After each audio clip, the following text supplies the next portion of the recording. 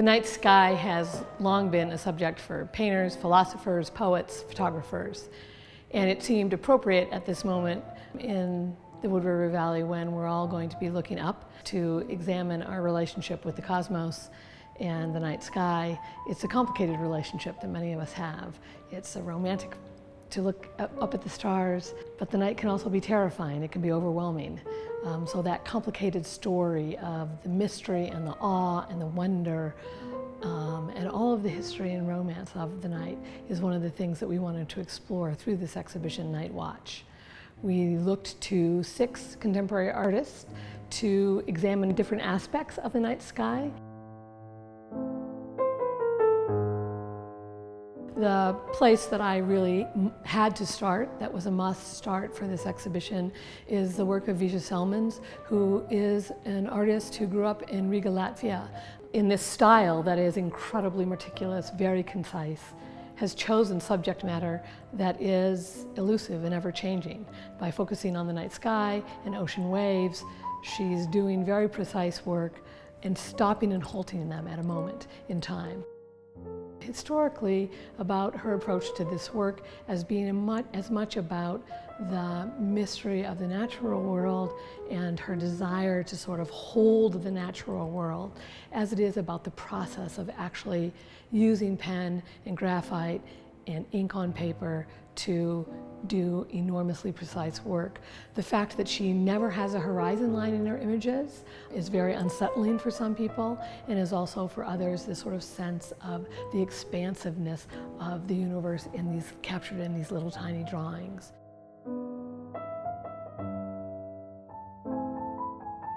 Mikel Rovner is an Israeli artist whose works in this exhibition are wonderful images, photographic images of a jackal and jackals at night. And the jackal has all sorts of historic and biblical and religious implications. In Egyptian culture, the jackal is a sign of the afterlife. Rovner's work is extraordinary in its scope. She does videography work as well as photography work and drawings.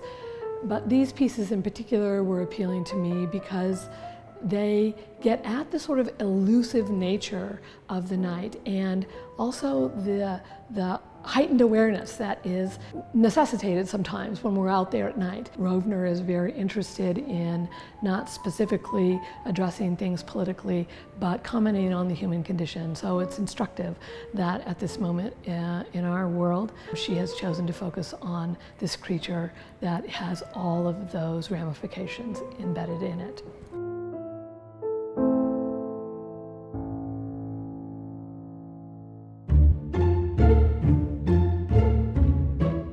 An emerging artist from the Northwest who gets at some of the same issues as Rovner is a wonderful young artist from Portland, Oregon named Anna Fidler. Anna her pieces have taken over the project room. We intentionally made that room sort of an experiential space. There are 4 images in there that are from a series that she did a couple of years ago called Vampires and Wolfmen. And they are simply portraits, painted portraits of people that she found looking through 19th and 20th century lineage records in the Oregon Historical Society. So the implication and the style in which she paints are that these people are in a moment of transformation, that thing that can happen at the night, that you move from one sort of person, one sort of creature, into another sort of creature.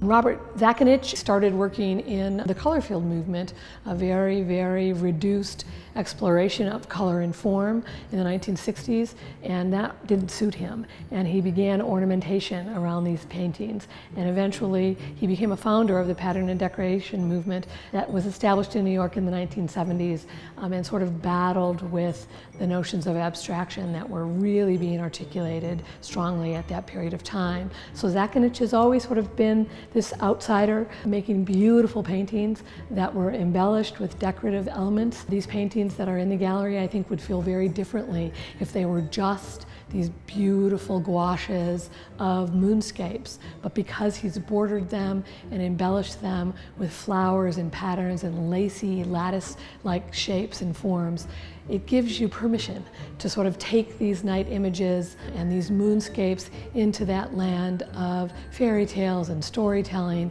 and even romance.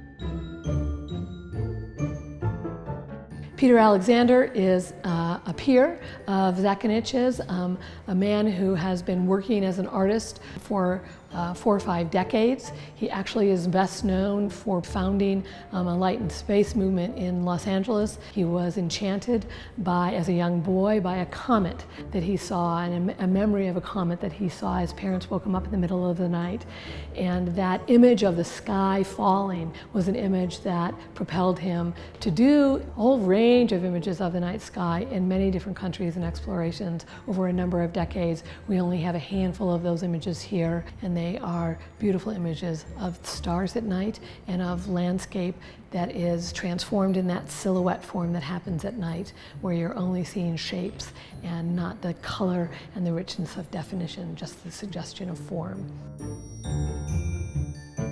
One of the younger artists in the exhibition is a woman named Vanessa Marsh, and is really more interested in talking about reality and the reality of our cosmos. What is our experienced reality?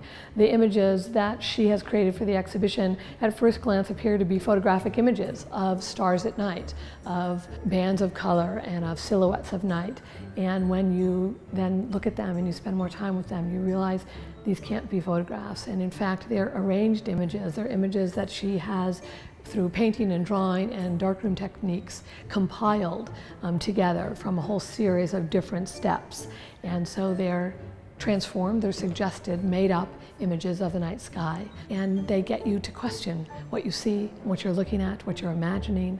One of the things that I love most about Vanessa Marsh's images is that they get at that sort of hauntingness and the awesomeness that you find and you feel at night, where there is that sense of possibility and expansion, and at the same time enormity of our smallness. Like all exhibitions that we do at the center, it's a combination of different perspectives, different points of view, different ways into the idea and the subject matter. I encourage people to come in and spend time. It's a very accessible exhibition, something that parents can do with kids, and gives you an opportunity to think about those moments that the night for you has been everything from mysterious to wonder-filled to transformative to frightening to terror-ridden,